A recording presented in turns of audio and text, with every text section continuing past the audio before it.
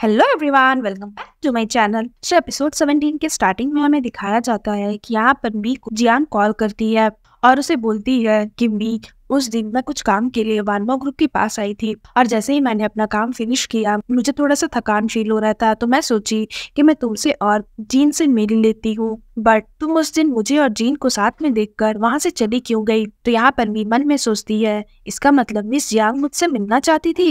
मैं बेकार ही miss Jiang को गलत समझ रही थी। उसके बाद मी उसे बोलती है कि आप और जीन एक दूसरे से बातें कर रहे थे, तो मैंने सोचा मैं आप लोगों को क्यों डिस्टर्ब करूं, इसलिए मैं वहां से चली गई थी। तो जियांग उसे बोलती है कि वैसे मी उस दिन मैं तुमसे ही मिलने आई थी, बट शायद तुम अपने कामों में ज्यादा बिजी थी तो तुम मुझे ऑफिस में नहीं दिखी।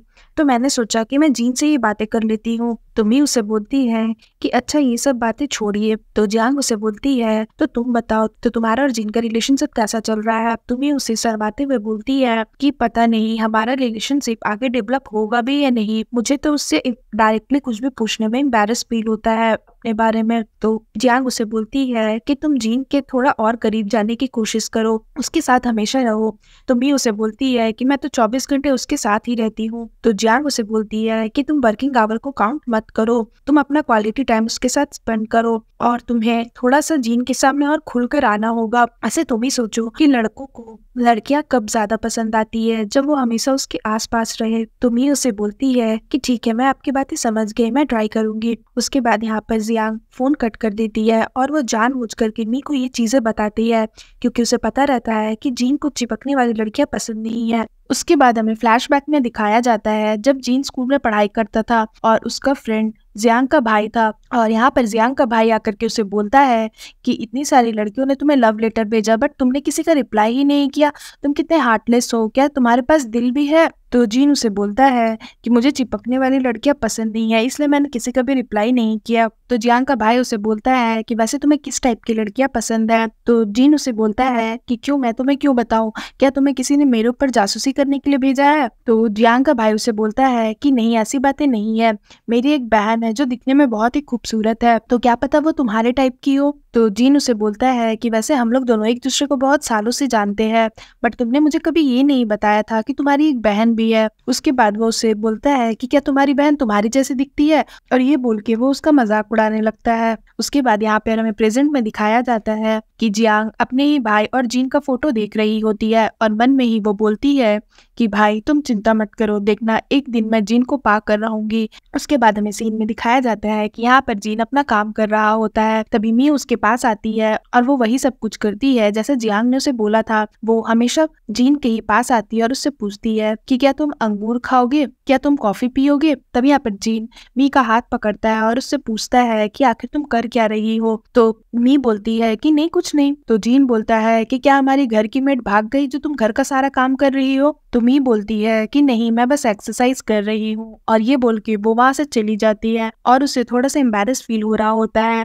उसके बाद यहाँ पर मी मन में ही बोलती है क्या जीन को कुछ बातें समझ नहीं आती, क्या जीन को मेरी रिएक्शन से समझ नहीं आ रहा है कि मैं उसे लाइक करती हूँ, या मैं सच में जाकर के उसे बता दूं कि वो मुझे लाइक करता है या नहीं। उसके बाद वो बोलती है कि कोई मुझे कुछ तो आइडिया दो कि मैं जीन को कैसे बताऊं कि मैं उसे लाइक करती हूँ। तभी जीन उसके पास आता है तो मी थोड़ा सा घबरा जाती है और जीन उससे पूछता है कि क्या तुम मुझसे कुछ छुपा रही हो, क्योंकि तुम्हारे चेहरा देखकर तो यही लग रहा है कि कुछ बात तो है जो तुम मुझसे छुपा रही हो। तो मी मन में सोचती है कि कहीं से पता तो नहीं चल गया कि मैं इसे लाइक करती हूँ, कहीं तुम प्रमोशन तो नहीं चाहती फिर से। तो मी गुस्से से वहां से चली जाती है कि उसे तो कुछ समझ ही नहीं आ रहा। तभी यहाँ पर मी जीन के स्टडी रूम में आकर उसका सामान सब साफ कर रही होती है और मन में ही बोलती है कि ये कैसा रूड इंसान है, ये मुझे कॉम्प्लीमेंट भी नहीं दे सकता, हमेशा अपने कामों में ही लगा रहता है। तभी यहाँ पर मी के हाथों से जीन की एक सामान गिर जाती है और टूट जाती है। तो जीन उसे बोलता है तुमने मेरे सामान को टच क्यों किया? तो मी बोलती है कि सॉरी, मैंने ये इंटेंशनली नहीं किया। तो जीन बहुत गुस्सा हो जाता है और उसे बोलता है कि अभी के अभी इस रूम से चली जाओ। तो मी बोलती है कि तुम इतना गुस्सा क्यों हो रहे हो, मैंने जानबूझकर थोड़ी ना तोड़ा। तो जीन और ज्यादा गुस्सा हो जाता है और बोलता है कि मैंने कहा ना निकल जाओ यहाँ से। तो मी गुस्से से वहां से चली जाती है। उसके बाद यहाँ पर वो जियांग को कॉल करती है, तो जियांग उसे बोलती है कि क्या हो गया, तो मी उसे बताती है कि आपने जैसा कहा तो मैंने वैसा ही किया, बट इससे तो वो गुस्सा ही हो गया और मैंने उसकी बहुत इंपॉर्टेंट सामान भी तोड़ दी। तो जियांग उससे पूछती है कि वो क्या सामान था जो तुमने तोड़ा, क्या वो सच में उसके लिए इम्पोर्टेंट था? तो मी बोलती है कि वो एक क्रिस्टल का पपी था और जिस तरह से जिन का रिएक्शन था, उसके रिएक्शन से तो यही लग रहा था कि वो सामान उसके लिए बहुत ज्यादा इम्पोर्टेंट था। क्या मैं जाकर के जिन से माफी मांग लूं? तो जियांग बोलती है कि नहीं, अगर तुम अभी उससे माफी मांगने जाओगी तो फिर ऐसा लगेगा कि जैसे तुम आग में घी डाल रही हो। उसे थोड़ा सा कूल होने दो, जब वो कूल हो जाएगा तो वो खुद तुमसे आकर के मिलेगा। उसके बाद यहाँ पर जिन अपने क्रिस्टल पपी को देख रहा होता है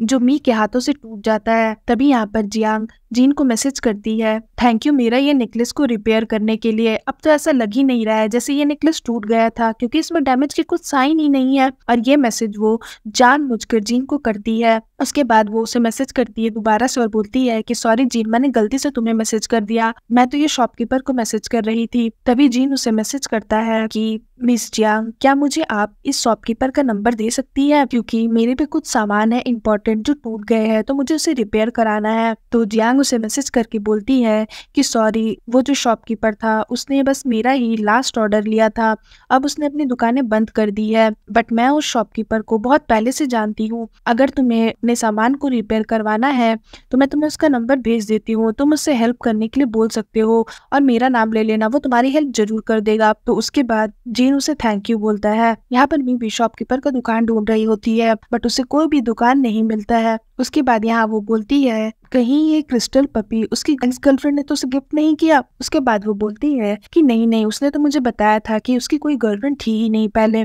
उसके बाद जैसे ही वो देखती है कि जीन उसके कमरे में आ रहा है तो वो जानबूझकर सोने का नाटक करती है और फिर जीन यहाँ पर आकर उसे उठाने की कोशिश करता है, बट मी नहीं उठती है और जानबूझकर सोने का नाटक करने लगती है। तो फिर जीन उसे ब्लैंकेट उठाकर वहां से चला जाता है और फिर मी उठकर उसे देखती है और वापस से वो सैड होकर सो जाती है और फिर सीन यहाँ पर खत्म हो जाता है। सो फ्रेंड्स, अगर आपको मेरी ये वीडियो अच्छी लगी हो तो प्लीज मेरी वीडियो को लाइक करिएगा, मेरे चैनल को सब्सक्राइब करिएगा। मैं जल्दी इसका नेक्स्ट एपिसोड लेकर के आऊंगी, तो उसके लिए वेट करिएगा। सो फ्रेंड्स, आज के लिए बाय बाय, मिलते हैं फिर से एक न्यू वीडियो के साथ।